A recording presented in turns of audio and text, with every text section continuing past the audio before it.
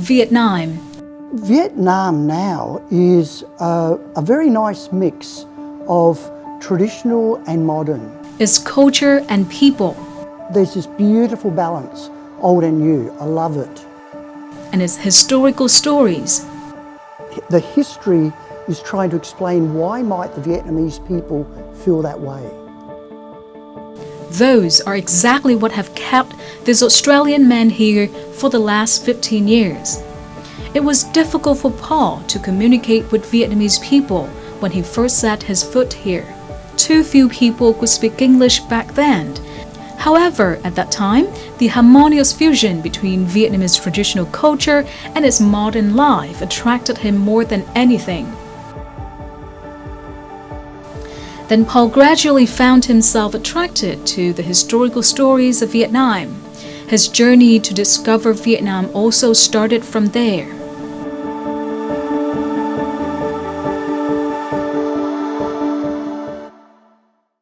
Hello everyone, my name is Thuỳ Trinh and I'm so happy to see you here today on Sharing Vietnam on VTC10 Net Việt channel. And today I would love to introduce to you a man who has been living here for 15 years in Vietnam and he has a great love for the history of this place. May I introduce Mr. Paul Rowe. Welcome to the show. Thank you very much for having me. I know that you have a website which is paulshistoryclub.weebly.com. Yes. So can you share a little bit about this website? That website started many years ago and it's really where I put new pieces of knowledge that I've just learned about Vietnam, because I'm learning about Vietnam. A lot of people think, oh, I'm some sort of historian. And yes, I have studied Vietnamese history at university, but I didn't know back then that I was going to be living here for 15 years. So a lot of what I learned at university is gone. But the website is a reflection of how much I know. So every story that's in that website grows gradually, and that reflects my new knowledge about that particular topic or article that I'm studying and writing about. And what I noticed, or when I noticed that, I then started to intentionally write history mysteries. And history mysteries is where I start to talk about something that I don't know the ending of and get everybody else in the world to help me finish that story. And that just grows and grows and grows. And I really like the dynamics of that website, but it's really just a reflection of my brain learning more about Vietnam. Okay, so what is the first impression or motivation when you first started to search and work about their history? It was difficult. I don't speak Vietnamese very well. My French is very limited.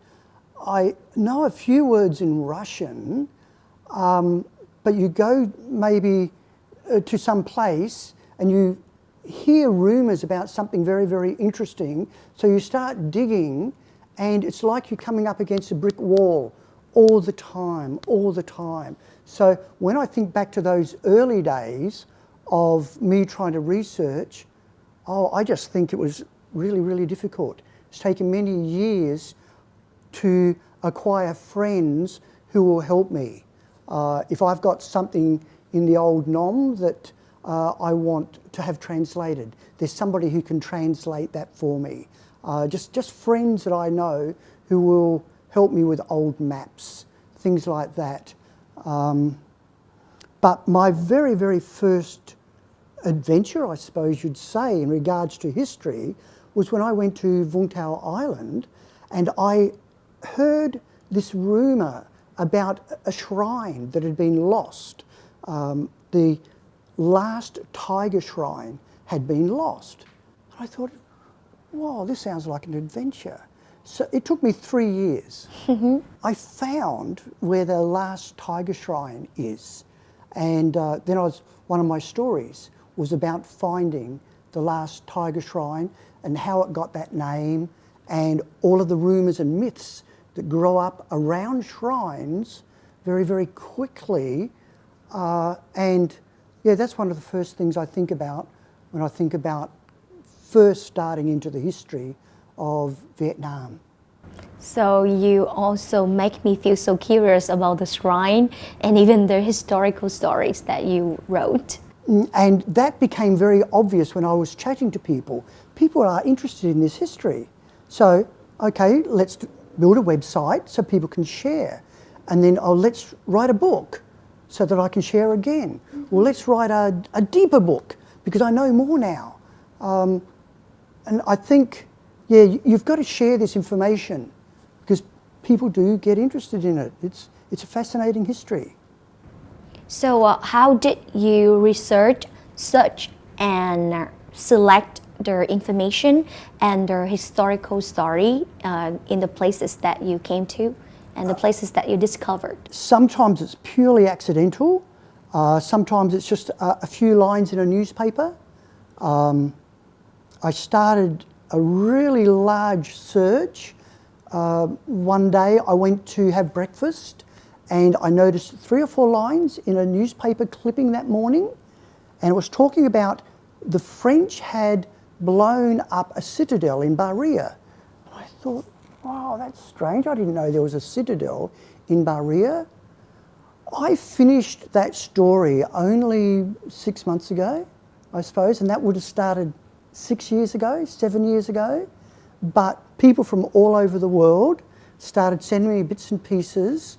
And just as I got really excited about finding this citadel, because there's nothing left now, you know, finding exactly where it was, all of a sudden, that story discovered that there was a second citadel in Bahria. Nobody had any idea that the first one was there. And then we find out that, hang on, there was a bigger one before that. So one story leads to another story, leads to another story. And you have a chain of stories. Yes, and because I've been writing those stories so long now, it makes perfect sense that stories that I might have written about Vung Tau or Bahria are starting to connect to history in Ho Chi Minh City or in Bien Hoa or Da Nang. They're all starting to connect now because all history is connected. So it's like a secret that you discover.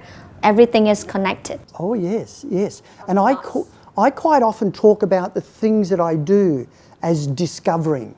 Like I discovered a buried Cham fort, right, which I did, okay?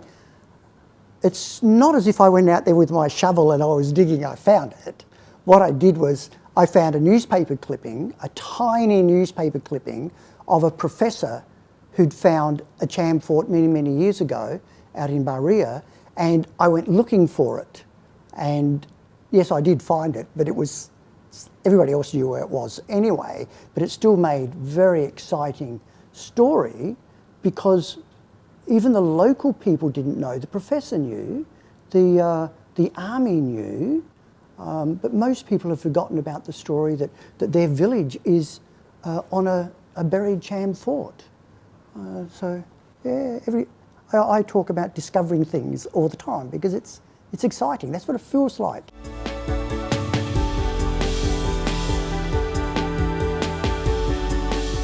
Paul learned about Vietnamese history by exploring historical sites, reading books, doing researches, and analyzing events.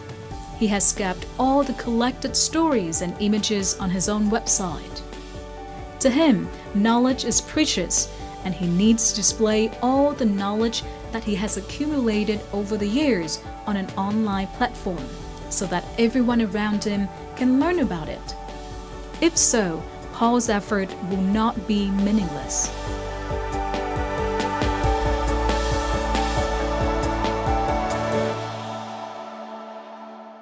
So I feel like you are really hungry for the history of the places, right? Yes, so that's right. I am so curious about, I mean, like, is there any place that you discover and you search so much as you are doing now? I thought a few years ago that I had found enough stories. right? But then when I decided I was going to come and live in Ho Chi Minh City, all of a sudden I've got super excited again because every time I turn around, there is a really great bit of history, and I'm so curious, I have to find out what that's about. So one of my friends was in a coffee shop in District 10, or District 8, just a little while ago. And he mentioned that him and his wife had been out to this super old shrine, 300-year-old shrine, and it had a particular carving from the first emperor as a gift. I thought, oh wow, you know, I had to go out and find what was this plaque all about. I couldn't help myself, right? I just had to do that. Once I get curious about something, then I just want to know more and more and more. And that simple story about that shrine has now become another history mystery. And no doubt that will also run for a few years. So what made you feel most proud of in your journey? Well, it's really just meeting people. Just meeting people? Meeting people, constantly meeting new people. Is because I know lots of people come here and they think they've seen Vietnam, but they've only spoken to one or two people, maybe a bus driver or whatever.